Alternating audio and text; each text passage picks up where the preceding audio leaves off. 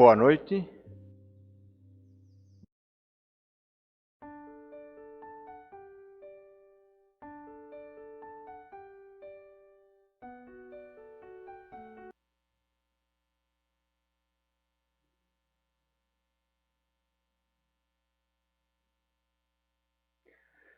Boa noite.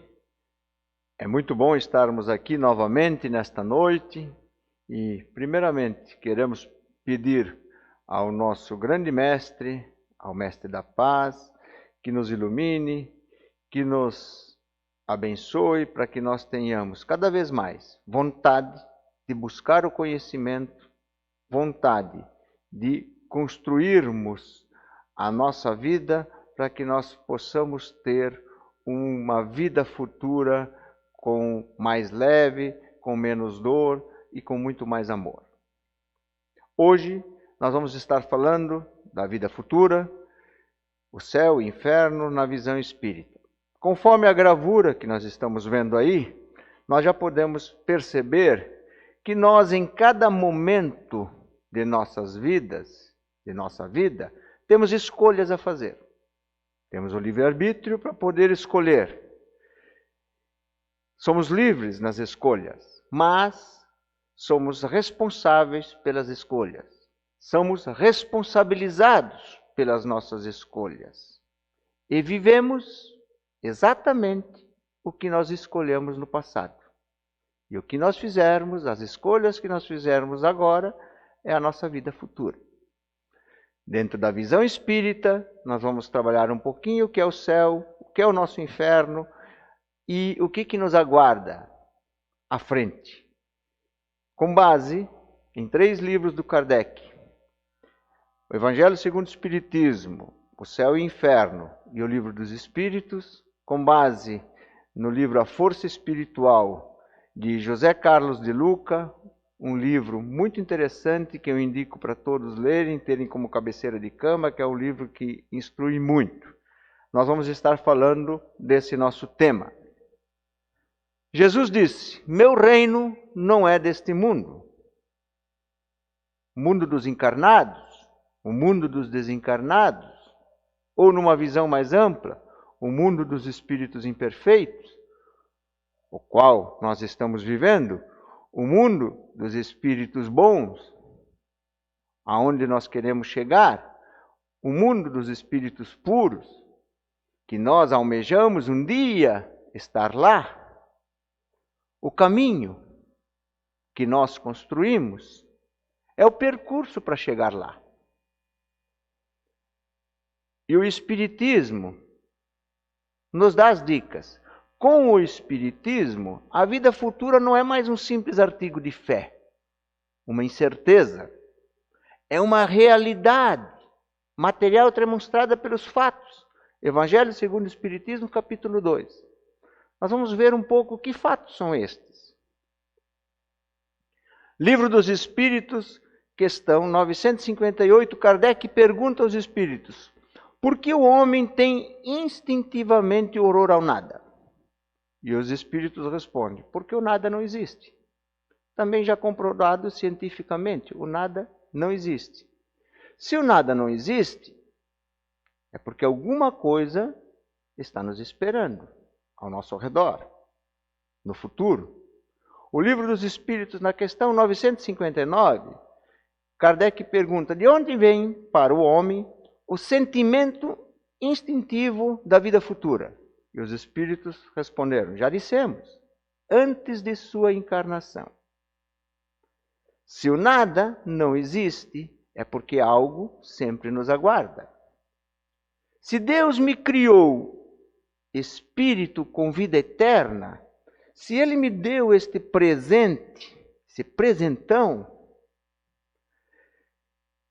logo eu não preciso ser muito intelectual ou me esforçar muito para chegar na conclusão que, se eu ganhei a vida eterna, é porque existe a vida futura, existe algo para eu construir à frente.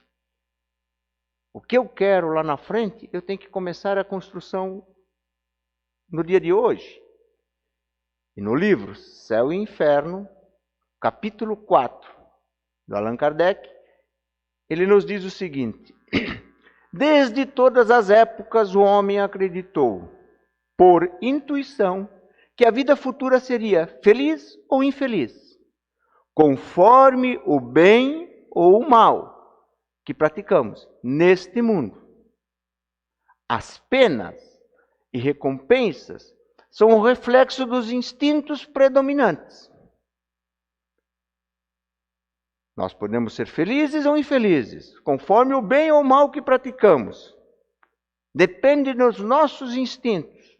Que instintos são estes? Se o meu instinto for maldade, ganância, inveja, orgulho, vaidade, pensamentos e atitudes negativas, o que eu estou fazendo?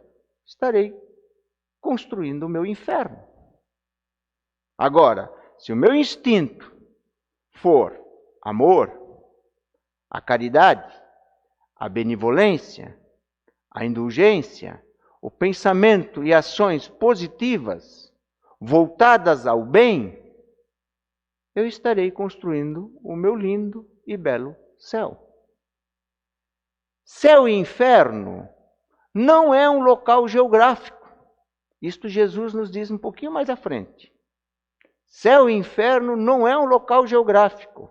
É um estado de consciência que eu construo em minha trajetória dentro de mim, ao meu redor, usando o meu livre-arbítrio, o meu direito de escolha, nas minhas escolhas, nas minhas atitudes, nas minhas ações, nos meus exemplos, nas minhas convicções. Bem antes de Cristo, o Salmo 100, do rei Davi, ele diz o seguinte: celebrai com júbilo ao Senhor, todos os moradores da terra.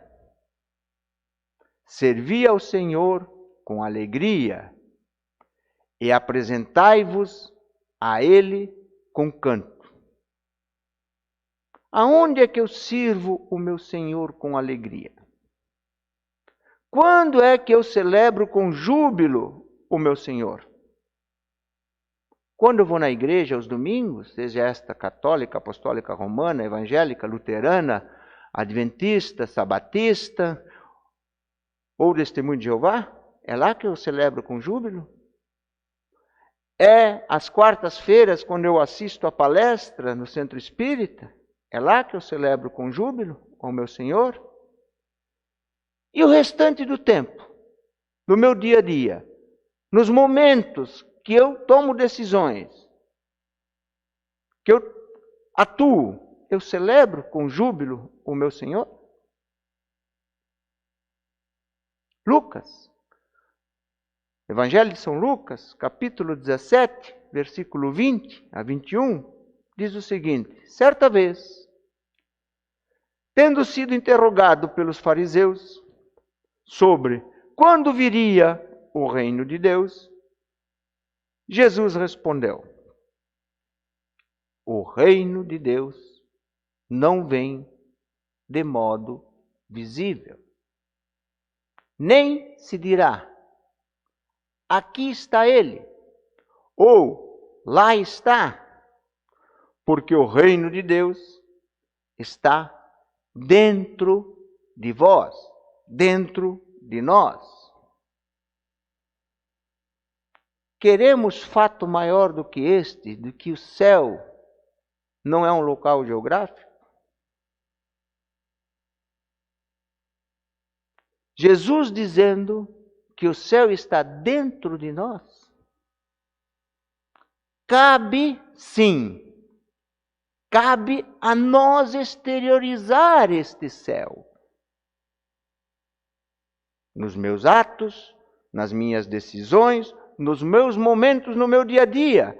Cabe a mim exteriorizar o céu aonde eu convivo, na minha família, ao lado da minha esposa, ao lado do meu filho, no meio que eu trabalho. Mas Jesus já nos alertou. que isso não seria fácil, seria muito difícil. Ele disse, ele nos alertou quando disse: eis que vos envio em meio de lobos.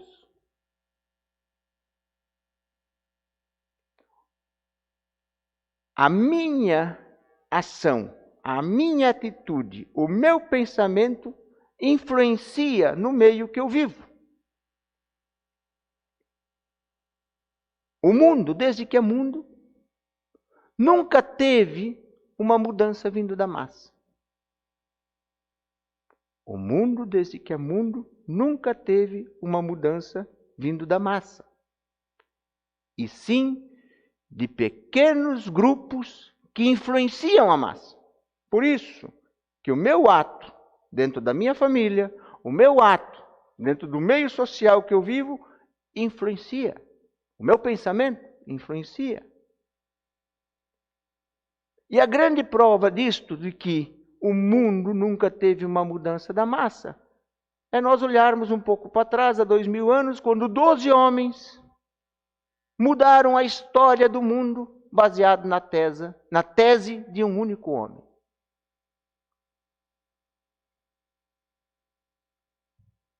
O reino de Deus está dentro de vós, dentro de nós. Mas para isto, muitas vezes eu tenho que mudar. Quem muda? Quem tem iniciativa, tem que querer. Ou seja, o céu ou o inferno eu construo dentro de mim. O que falta? Querer mudar ou continuar. Se eu faço as coisas com amor, se eu já estou avançando pelo lado do amor, eu já estou dentro do meu céu. E eu tenho que tomar cuidado para continuar lá fazendo a mesma coisa, porque eu vou ser atentado do mesmo jeito. Mas eu tenho mais capacidade de vencer. Agora, se eu ainda estou fazendo pela dor, eu estou ainda tentando sair do meu inferno. Eu tenho que ter iniciativa. Como? Vamos pegar um exemplo para mostrar a iniciativa. Eu fui professor por muito tempo e eu usava esse exemplo dentro da sala de aula, mas pode ser usado também na administração de empresa, no meio social que a gente vive. Ele funciona muito bem. Uma sala de aula com 50 alunos, 10% são proativos. 10%. Ou seja, não é 10 alunos, é 10%, que são 5 alunos. São proativos. O que quer dizer isso? Quando você pede, eles já fizeram. Eles estão prontos para qualquer momento. Mesma coisa na empresa. Pega os teus funcionários, 10% são proativos. Eles estão sempre à frente daquilo que você está precisando. Prontos para tudo. 60% são reativos. Ou seja, eu os apelidei de carrinho de mão. É o funcionário que aguenta peso. É o aluno que ele aguenta. Você pode passar as coisas para ele, ele faz. Só que ele não faz sozinho. Você sempre tem que empurrar. Sempre tem que estar empurrando. Aquele que sempre precisa de ser cutucado. São 60%. Eles até fazem, mas tem que ser comandados. Tem que ser empurrados. Ou quando a dor bate, aí acordam. E tem 30% que são os nem não. Nem estudam, nem colaboram e não querem nada com nada. Cabe a nós analisar em que percentual que eu estou para buscar o meu céu, para querer o meu céu, para querer construir o meu céu, para querer construir uma vida futura melhor. Quem muda? Quem tem iniciativa? Tem que querer. Como? Muito simples. Como? Como a mulher que estava sangrando e tocou Jesus. Imagine vocês, essa mulher no meio da multidão, sendo pisoteada, se arrastando para chegar e tocar a Jesus. E quando ela tocou, Jesus disse: quem me tocou? Os apóstolos riram, falaram: mas Senhor, está todo mundo te tocando? Está todo mundo te empurrando? Não, alguém me tocou. Porque saiu uma energia de Jesus, porque aquela mulher queria chegar a Jesus. E ela se curou, porque ela realmente queria ser curada. Como? Como Zaqueu. Imagine vocês, cobrador de impostos, odiado, no meio do público e ainda baixinho. Ah, não tinha cotovelo que não chegava na cabeça dele. Sai daí, nojento. Pontapé. Claro que hoje em dia o cobrador de impostos não é mais tão odiado. A gente em casa recebe os nossos cobradores, não mais com pitbull, com rottweiler, e sim, de uma forma mais alegre. Mas isso é hoje em dia. Antigamente, o coitado era odiado, chutado no meio daquela população. E ele podia ter saído e ter dito: eu não consigo, isso não é para mim, eles não me deixam. Mas não. O que ele fez? Saiu na frente, ele foi proativo, ele correu à frente da multidão, procurou uma árvore, subiu na árvore para ver Jesus. E quando Jesus passou, Jesus olhou para ele e disse: vem que eu vou jantar na sua casa. A recompensa chegou. Ele queria ver Jesus mesmo com todos os seus defeitos. E a recompensa chegou. Mas quando a recompensa chegou, ele soube abrir mão também, abrir o seu coração e abrir mão do seu materialismo, do apego. Como eu posso mudar? Como o filho pródigo. O filho pródigo pegou a sua parte, saiu pelo mundo, enquanto ele tinha para gastar nas emoções, nas esbórnias. Amigos não faltavam. Estavam todos em redor dele. Quando o money, o faz-me rir, acabou, ele viu, percebeu que os amigos sumiram. Ele percebeu que ele estava sozinho, abandonado. Até comida dos porcos ele comeu para sobreviver. E aí, ele percebeu que lá na casa do pai, as coisas são diferentes. E aí ele resolveu voltar. Eu vou procurar o meu pai. E ele voltou. E o pai estava lá, de braços abertos para recebê-lo. E isto nos dá uma lição muito importante. O pai estava lá de braços abertos, mas o pai não deu um passo para buscá-lo. Estava esperando ele, de braços abertos. Esperando que ele chegasse ao pai. Que ele fosse procurar o pai, arrependido do orgulho, arrependido do que ele tinha feito. Ele tinha que querer. Quantas e quantas vezes o nosso pai está lá nos esperando de braços abertos. E nós queremos? Nós queremos chegar até lá? Nós somos chamados para nossas vidas, em nossas vidas, para exercermos com dignidade as nossas tarefas. O planeta Terra não se regenera. É os habitantes do planeta Terra que podem se regenerar. Eu tenho que exercer com dignidade a minha tarefa. Como é que eu faço isto? Vamos pegar alguns exemplos. Vamos voltar para o professor, a rede pública. Professor da rede pública, eu digo que é que nem médium. 2% vieram porque tem uma grande missão e 98% que tem muita coisa para pagar. Eu era um desses que tinha muito para pagar. Mas eu percebi que toda semana tinha um professor chegando meia hora atrasado. Isto é o quê? É extorquir o recurso que é nosso. não é correto. Servidor público que não cumpre a sua função no atendimento à população, está extorquindo o recurso público que é nosso.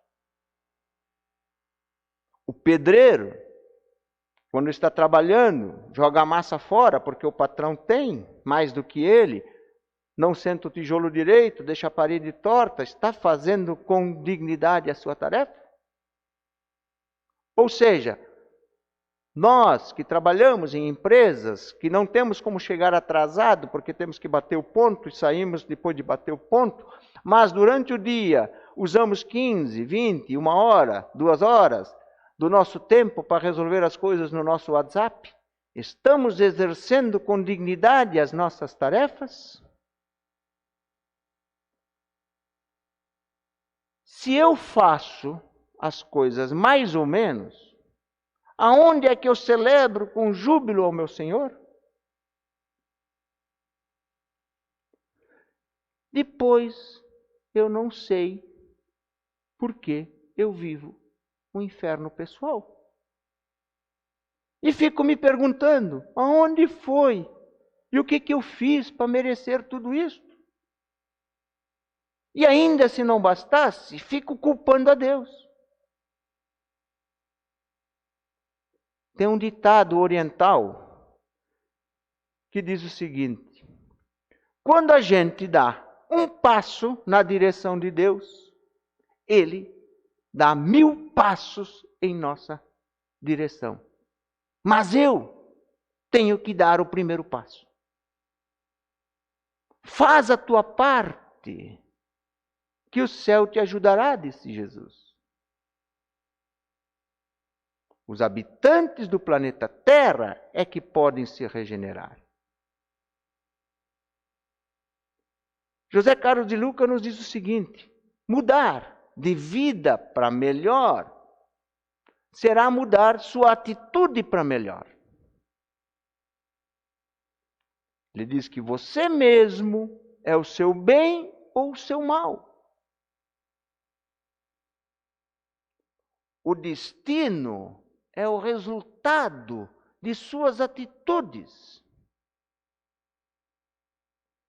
E ninguém chega a ocupar determinada posição ou atingir qualquer meta se não sentir aqui dentro, interiormente, que merece o que sonha.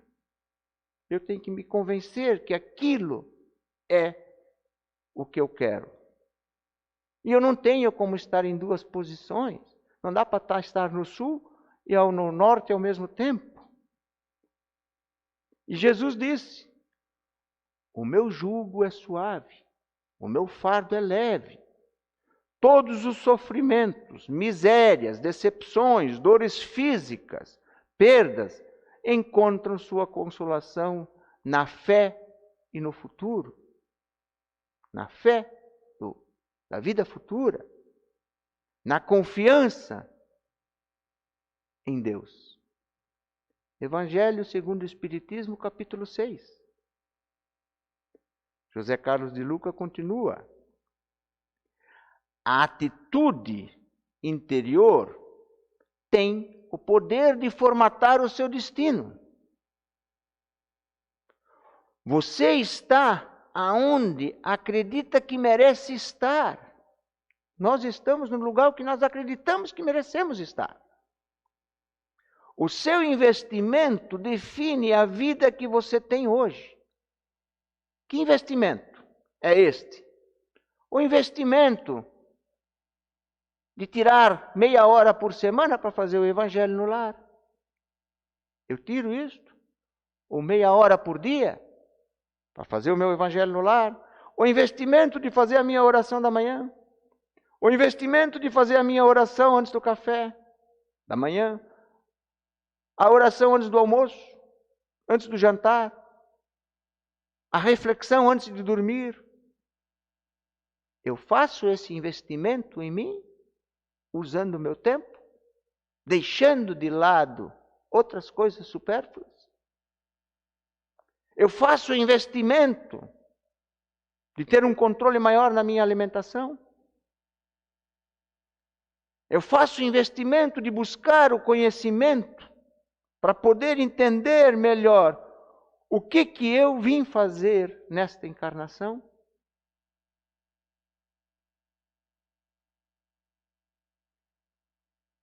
Deixe a sua luz brilhar. Sinta-se bem do jeito que você é.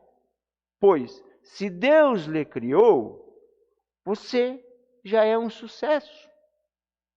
E o Evangelho segundo o Espiritismo, no capítulo 16, ele nos diz o seguinte: tudo que vem de Deus retorna a Deus. Nada nos pertence, nem mesmo o corpo, nem mesmo este corpo, ele fica. Somos só depositários e não proprietários. Tanto é, nós temos tantas coisas, Deus nos deu tanta coisa, emprestou tantas coisas, que Ele nos mandou o nosso modelo para nós seguirmos. É aquele caderninho amarelo que antigamente a gente olhava. Deus nos deu um modelo. O nosso modelo é Jesus. Jesus é o nosso modelo de conduta, não é um modelo de culto. A maior derrota do ser humano é o seu desânimo. O melhor remédio que nós temos é o nosso otimismo. A mais bela de todas as coisas que temos não é a minha casa, não é a minha esposa, é o amor que eu pratico. A força mais potente que me move é a minha fé, a minha esperança. A maior satisfação que podemos sentir é o do dever cumprido. E o dia mais belo para começar a nossa, a minha transformação é o hoje. O ontem já se foi e o amanhã não veio. Sempre vai ser o hoje. Faça a tua parte, que o céu se concretizará em sua vida. Dê o primeiro passo. O reino de Deus está dentro de você. Jesus é o nosso modelo. E você é que tem que saber recolher os espinhos do seu caminho. Nós temos que saber recolher os espinhos do nosso caminho e plantar as nossas flores, cuidar delas, para ter um caminho florido a trilhar. Jesus é a ferramenta que você precisa, que nós precisamos para plantar as flores. É a terra adubada que nós precisamos. É a água para irrigar as nossas flores. Mas Jesus não é a mão de obra. Esta é uma tarefa nossa. Eu tenho que arregaçar as mangas e querer fazer, tendo tudo à minha disposição, se eu quero ter um caminho florido a trilhar. Que Deus nos ilumine, nos abençoe, para que nós possamos despertar a nossa iniciativa em nós, de darmos o primeiro passo, de irmos ao encontro do Pai que está lá de braços abertos nos esperando, e de fazer as coisas com amor para construirmos o nosso lindo e belo céu, para termos uma vida futura melhor, caminhando rumo ao mundo dos espíritos bons. Que assim seja.